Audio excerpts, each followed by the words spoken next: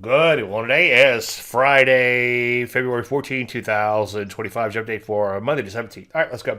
Well, as far as setups, let's stick with these two. It's interesting that we are seeing more setups, and we'll get to these in just one second. A little bit of a bounce in KGS, better than the poke in the eye, I suppose. And on top of that, there is a dividend. It did go XD. This did not hit your account, obviously, yet, but it will at some point. So I went ahead and recorded it, and we adjusted the stop lower, as you know, last night. Let's take a look at KGS. A little bit of a bounce, better than the poke in the eye, I suppose. Didn't set the world on fire, but at least it's turned back up the right direction, not too far from the EMA.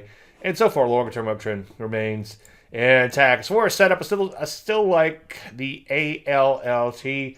He tried to say nice little Landry light type of pullback there, and then KGC and gold. We could see some other stocks in gold fairly soon, but for now, let's stick with that one.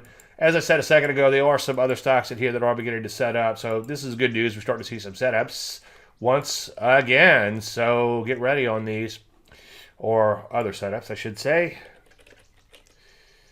Let's take a look at the overall market and drill down a little bit. First, S&P 500, really not much to write home about there. But notice that we are still right at all-time highs. Obviously, I'd like to see it break out and not look back for a while, so I'm not getting too excited there.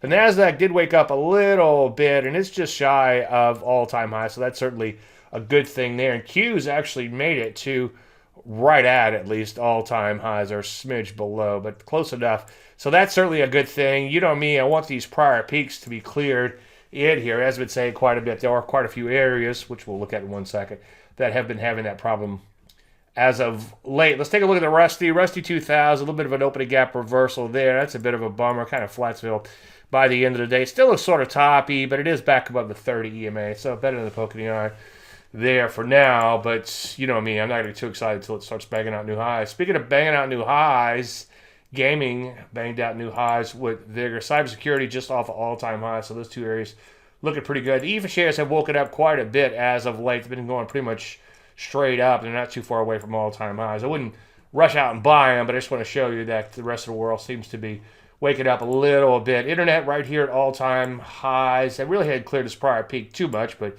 better than, so far, so good, I should say. Financials is one of those areas that really didn't get past the prior peak. That's got me a little bit concerned, but you never cheat, one day at a time. Telecom, on the other hand, did clear the prior peak and broke out nicely to all-time highs. Let's take a look at the semiconductors. Semiconductors continue to push into that overhead supply. They weren't up much, but each day they push a little higher. As one more day, they're closer, I should say, to getting through this overhead supply. Cloud computing, one of those areas, another one of those areas, kind of stalling out at the prior peaks. Defense would be another example of that. In fact, defense sold off fairly hard after hitting this prior little peak in here. So it's still pretty mixed out there. Obviously beginning to improve, though. So let's start looking to get long. But of course, and as usual, let's wait for entries. That in and of itself often will keep you out of trouble, as you likely know.